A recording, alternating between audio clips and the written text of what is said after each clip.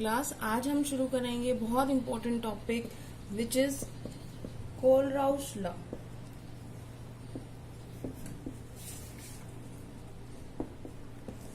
Kohlrausch law कब इस्तेमाल होता है? जब हमने ये पढ़ा था कि स्ट्रॉन्ग इलेक्ट्रोलाइट की तो हम इनफाइनाइट डाइल्यूशन करते हैं तो उसकी कंप्लीट हमें पता चल जाती है मोलर कंडक्टिविटी, वो तो वैसे भी निकाल सकते हैं हम। लेकिन कोलराउस लॉ की जब हम जैसे जैसे डाइल्यूशन करते जाएंगे वैसे वैसे उसकी मोलर कंडक्टिविटी बढ़ती जा रही है।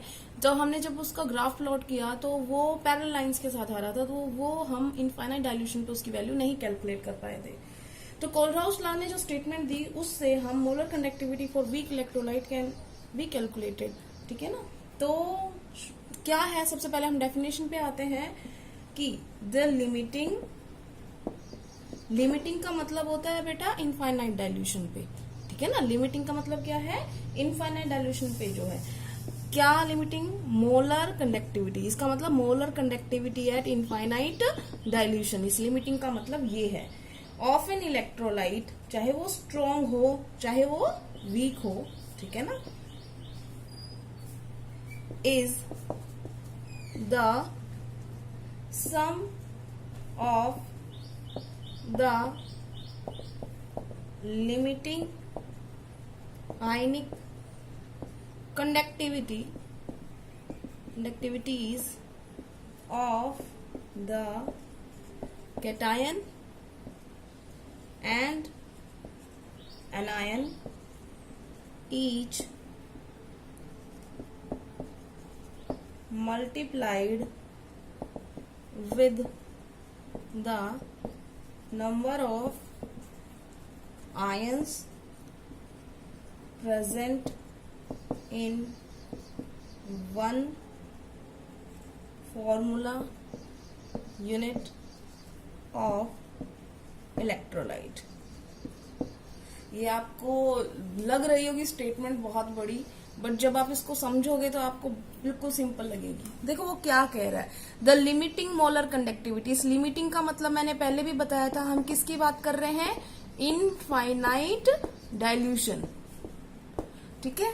तो लिमिटिंग मोलर कंडक्टिविटी, इसका मतलब मोलर कंडक्टिविटी किसी भी इलेक्ट्रोलाइट की इनफाइनाइट डाइल्यूशन पे किसके बराबर होती है? सम ऑफ किसका जोड़? Limiting ionic conductivity. जो आयनिक कंडक्टिविटी इनफाइनाइट डाइल्यूशन पे किसी कैटायन या एनायन की होती है, जितने उसके फॉर्मूला यूनिट में प्रेजेंट है उससे मल्टीप्लाई कर दो और उनको जोड़ दो, तो वो क्या आ जाएगी? Limiting molar conductivity. अभी आपको समझ में नहीं आएगी बात, इसके लिए हम एक एग्जाम्पल करके देखते हैं कि फॉर एग्जाम्पल हम NaCl की अगर लेते हैं तो ये क्या है? देखो मोलर कंडक्टिविटी, और यहां पर ये लगा दिया तो ये क्या है? इनफाइनाइट डाइल्यूशन पे, तो ये क्या हो गई? Limiting molar conductivity. हम यहाँ पर किसकी निकाल रहे हैं? For NaCl। तो किसके बराबर आई? मैंने क्या कहा? Sum of the limiting ionic conductivity of cations and anions. तो इसमें कितने कैटायन है? एक कैटायन है और इसमें एक एनायन है, तो आयनिक कंडक्टिविटी को हम लैम्डा से कर रहे हैं। ये हो गया हमारा इनफाइनाइट डाइल्यूशन पे लिमिटिंग। तो लिमिटिंग आयनिक कंडक्टिविटी किसकी? एक कैटायन की, क्योंकि इसमें एक ही कैटायन मौजूद है, और एक एनायन की। ये बात समझ में आ गई? अब हम दूसरे की बात करते हैं। मान लो हमारे पास दूसरा कोई और,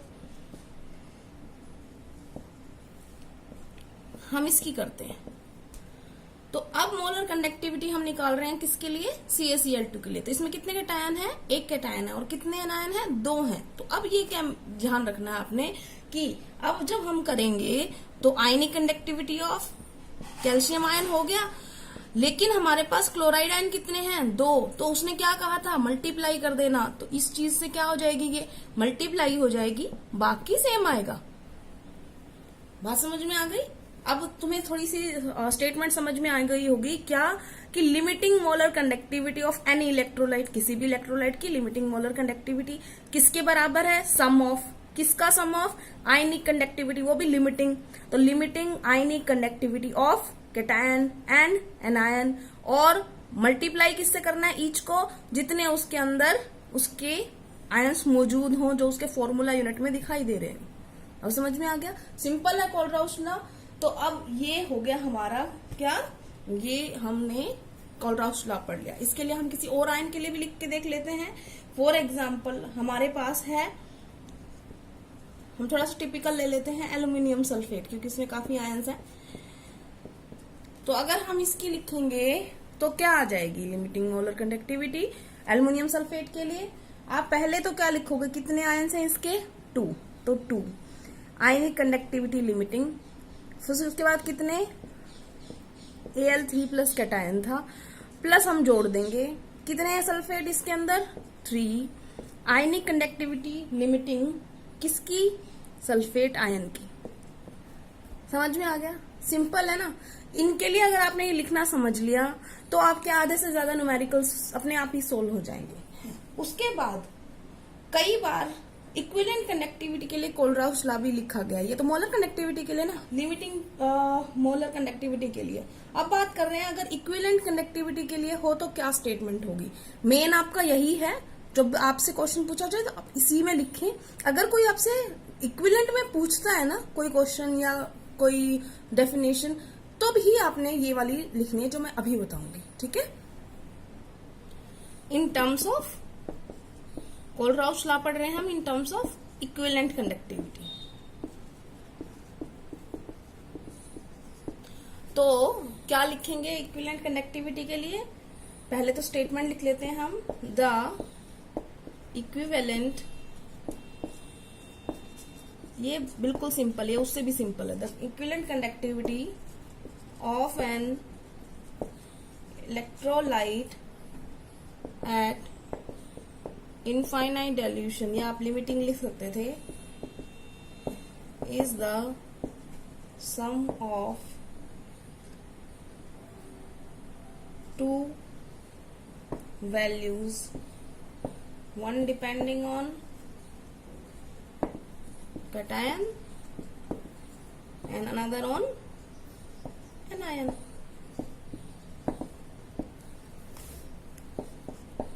तो लिमिटिंग मोलर कंडक्टिविटी हो गई, तो ये कैटायन सिंपल सम हो गया। ये तो उससे भी ज्यादा सिंपल है, उसमें तो फिर भी हम ये कह रहे थे कि इसे मल्टीप्लाई करो जितने आयंस प्रेजेंट है। अब आपने कुछ नहीं करना, इक्विवेलेंट के लिए सिंपल सम है कैटायन का और एनायन का। अगर आपसे पूछे कोई क्या क्या चीजें हैं ये, तो ये आपको पता ही है क्या क्या है। ये क्या है, लिमिटिंग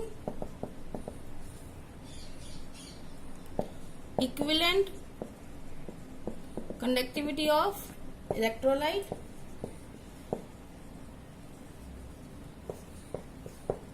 ये क्या है, लिमिटिंग आयनिक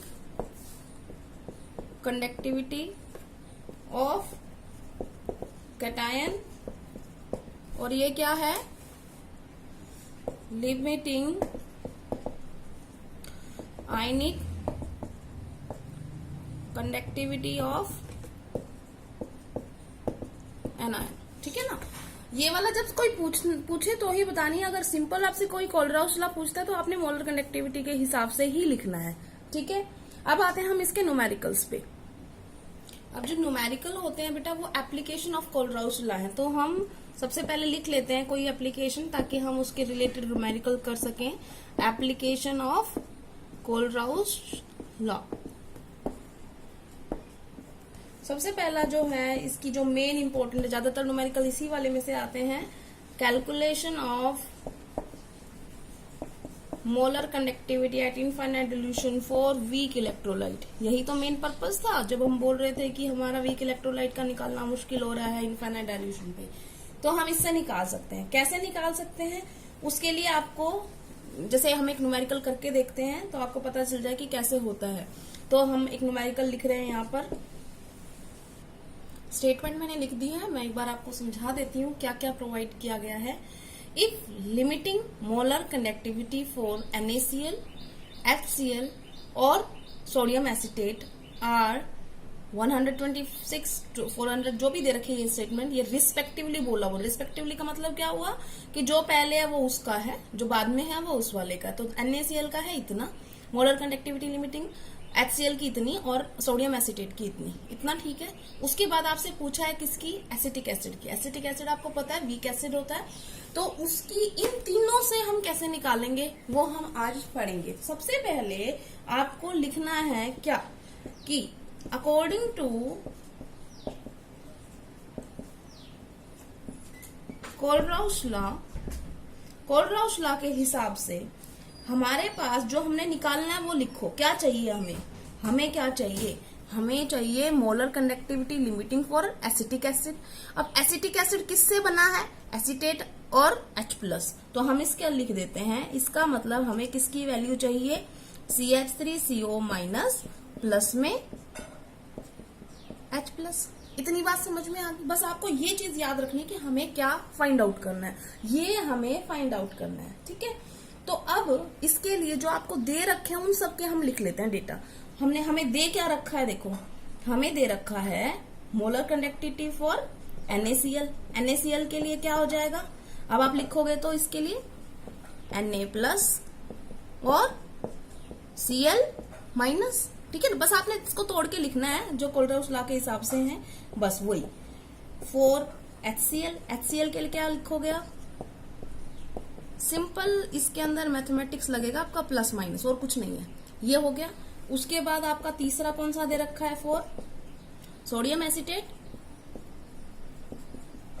इसके लिए आप क्या लिखोगे, CH3CO- प्लस में H+। इसमें कैटायन बाद में लिखा गया है, ठीक है। ये हो गया। अब आपने क्या देखना है कि क्या हम इन तीनों को जोड़ के घटा के ये वाली वैल्यू अचीव कर सकते हैं किसी भी तरीके से।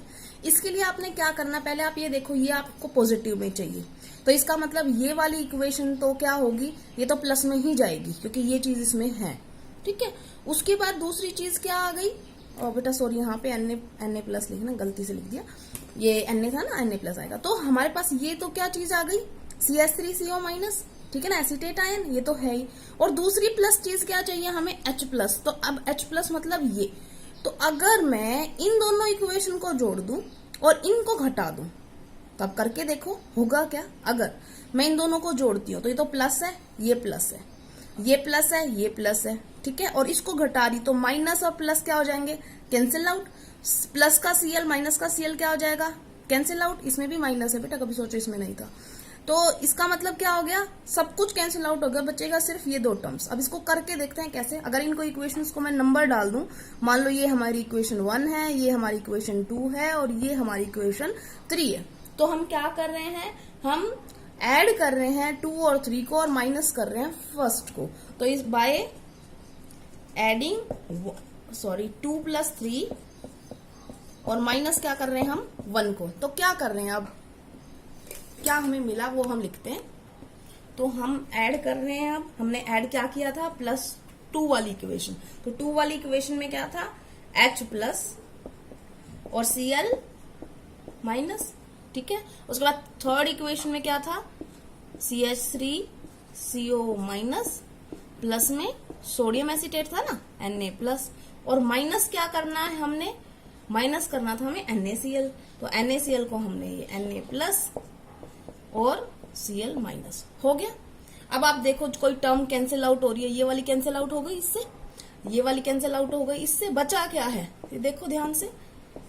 एक हमारे पास है एसिटेट आयन, ये रहा, और एक हमारे पास है प्लस में H+, ठीक है। Ionic conductivity of acetate, ionic conductivity of H+। अब अगर आपको ध्यान हो, ये किसके बराबर था, सबसे पहले जो आपने अकॉर्डिंग टू कोलराउस लॉ जो हमें निकालना था वो क्या निकालना था, यही तो निकालना था। एसिटिक एसिड के लिए हमें वैल्यू निकालनी थी ये, और हमारे पास अब ये आ गए। तो हमने किसको ऐड किया और किसको सब्सट्रैक्ट किया, बस वो लिख दो आप। तो आपने क्या किया था इक्वेशन के अंदर, आपने किया था सेकंड वाली इक्वेशन का वैल्यू क्या था, HCl की वैल्यू कितनी थी, याद करो। HCl की वैल्यू पीछे लिखवाई थी, HCl की कितनी थी, 425.9, ठीक है। प्लस उसमें तीसरी वाली इक्वेशन जोड़ी थी, तीसरी वाली इक्वेशन थी सोडियम एसिटेट के लिए, उसके लिए क्या वैल्यू थी, 91.0। और माइनस क्या किया था आपने, NaCl का, और NaCl का कितना था, 126.4। तो ये हो गया। जब आप इसको सॉल्व करोगे तो आपके पास आंसर आ जाएगा 390.5 साइमन सेंटीमीटर स्क्वायर पर मोल। ठीक है, ये जो आया है ये सिंपल आपने किसी और से एसिटिक एसिड का निकाल लिया, जो बिल्कुल वीक एसिड था, जिसका आप इनफाइनाइट डाइल्यूशन पे नहीं निकाल पा रहे थे। पहली एप्लीकेशन समझ में आ गई। हम इसका एक और एग्जांपल कर लेते हैं। बेटा ये दूसरा क्वेश्चन लिखा है हमने, एक बार मैं पढ़ के बताती हूँ क्या फाइंड आउट करना है। Calculate limiting molar conductivity for ammonium hydroxide. Ammonium hydroxide weak base होता है। इफ बेरियम हाइड्रोक्साइड का मोलर कंडक्टिविटी लिमिटिंग दिया हुआ है, बेरियम क्लोराइड का लिमिटिंग मोलर कंडक्टिविटी दिया हुआ है और अमोनियम क्लोराइड का लिमिटिंग मोलर कंडक्टिविटी दिया हुआ है। यही वैल्यू उन्होंने दी हुई है साइमन सेंटीमीटर स्क्वायर पर मोल में। ठीक है, अब बात कर रहे हैं हम कि हमें जब फाइंड आउट करना है वो हमें क्या चाहिए, एक बार वो लिख लेते हैं। तो आंसर लिख रहे हैं हम, अकॉर्डिंग टू कोलराउस लॉ हमारी वैल्यू हमें जो चाहिए वो क्या चाहिए, मोलर कंडक्टिविटी फॉर NH4OH चाहिए हमें। और NH4OH का मतलब क्या होता है, ionic conductivity of ammonium ion plus ionic conductivity of OH minus. ठीक है, हमें ये वैल्यू चाहिए। अब आपको जो प्रोवाइड कर रखी है वो लिख लेते हैं हम, इस इक्वेशन को नंबर 1 डाल देते हैं। ठीक है, अब हमारे पास जो दूसरी हैं उनको हमें ये फाइंड आउट करना है। दूसरी इक्वेशन के लिए हम कर रहे हैं limiting molar conductivity for barium hydroxide.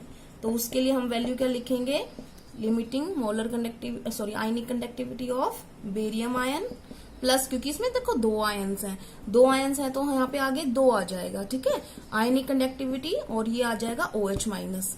ठीक है, ये इक्वेशन हो गई हमारी 2 नंबर। उसके बाद इसी तरीके से हम करेंगे बेरियम क्लोराइड के लिए।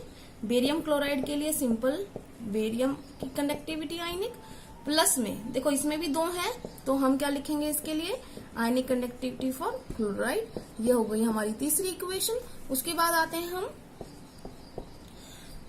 अमोनियम क्लोराइड पे। अमोनियम क्लोराइड के लिए हमें दे रखा है NH4 प्लस की वैल्यू प्लस एक ही है इसमें Cl माइनस। ये हो गई हमारी 4th इक्वेशन। अब इनको कैसे प्लस माइनस करना है, सिंपल आप अपनी पहली इक्वेशन देखो, आपको चाहिए NH4 वाला प्लस में और OH माइनस वाला प्लस में। तो आप इसमें से देखो OH माइनस कहाँ नजर आ रहा है, ये नजर आ रहा है OH माइनस। ठीक है, तो ये हो गया आपका, इसका मतलब इसको जोड़ के रखना है आपने, तो ये इक्वेशन तो प्लस में जाएगी। दूसरा NH4 प्लस वाला, ये है NH4 प्लस वाला, ये क्या जा रहा है, ये भी प्लस में, तो ये दोनों क्या होंगी प्लस और ये क्या हो जाएगी माइनस। ठीक है, तो अब हम लिखेंगे क्या किया है हमने, बाय 2 ये वाली प्लस 4 माइनस 3, ये हमने किया और हमें क्या मिला है वो हम देख लेंगे। ठीक है,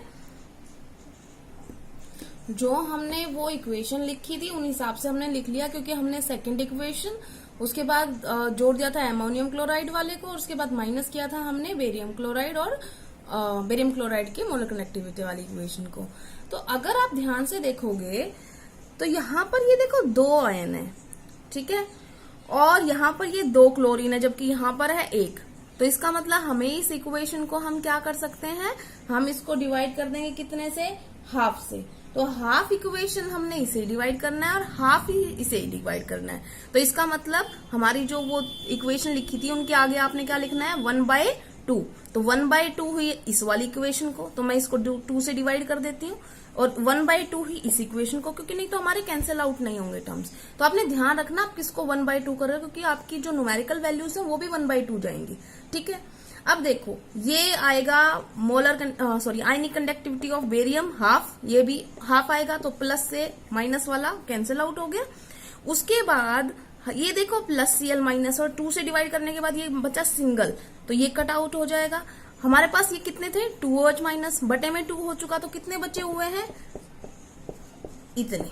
ठीक है, और ये क्या बचा गया हमारे पास, क्या हमें यही चाहिए था, हाँ हमें यही चाहिए था ना, ये हमें मिल गया अमोनियम हाइड्रोक्साइड का। तो हमने क्या किया है वो हम लिख रहे हैं कि हमने क्या किया था। हमने क्या किया था, हमने जो ये वाली इक्वेशन थी इसको तो हाफ किया, ठीक है, उसके बाद हमने इसको जोड़ा सिंपल, उसके बाद इसको फिर से हाफ किया और फिर उसको माइनस किया, ठीक है ना। तो इसका मतलब इन टर्म्स के साथ भी वही करना है, इसका होगा हाफ, ठीक है, इसका होगा फिर से हाफ जब माइनस होगा तब, और ये होगा सिंपल प्लस, ठीक है। तो अब हम करेंगे क्वेश्चन को। हमने क्या किया है, तो पहले किया है हाफ, हमने इक्वेशन नंबर हाफ कौन सी थी, सेकंड नंबर, ध्यान हो अगर आपको, हाफ इक्वेशन सेकंड नंबर की थी। उसके बाद हमने क्या किया, हमने प्लस किया किसको, सिंपल इक्वेशन 3 को, और फिर माइनस किया हाफ इक्वेशन 4 को। हाँ सॉरी 3 नहीं थी, यहाँ पे 4 को प्लस किया था ना हमने, और 3 को हाफ किया, ठीक है। तो इसका मतलब 2 4 3 ये हमने किया था, हमने इन दोनों को हाफ हाफ किया था। ये बेरियम हाइड्रोक्साइड वाला है, इसके लिए इक्वेशन 2 थी। इक्वेशन 4 हमारी कौन सी थी, प्लस करने वाली, प्लस थी हमारी अमोनियम क्लोराइड जो कि 4 नंबर पे थी। और इक्वेशन 3 कौन सी थी हमारी, इक्वेशन 3 थी हमारी बेरियम क्लोराइड वाली, ठीक है ना, ये वाली। तो हमने ये क्या की है, हाफ की है, समझ में आ गया।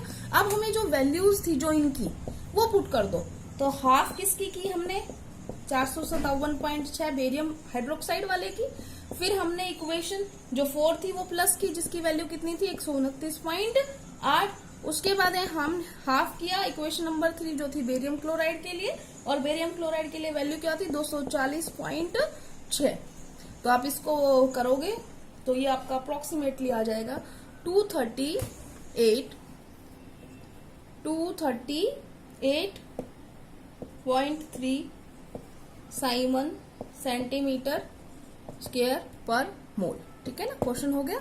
इसी टाइप के क्वेश्चन आएंगे, या बिल्कुल ही सिंपल आ सकते हैं जिसमें सिर्फ वैल्यूज पुट करनी होंगे। आप जैसे आपको मान लो बेरियम हाइड्रोक्साइड की कोई बोले, तो आपको बेरियम की आयनिक कंडक्टिविटी दे रखी हो, हाइड्रोक्साइड की आयनिक कंडक्टिविटी दे रखी हो, और सिंपल मोलर कंडक्टिविटी पूछी हो। तो सिंपल तो एडिशन है, वो तो कोलराउस का, बट ये थोड़ा सा टिपिकल पड़ता है और आता है पेपर में। तो आज हमने पहली एप्लीकेशन कर ली है, कल हम दूसरी करेंगे। Thank you class.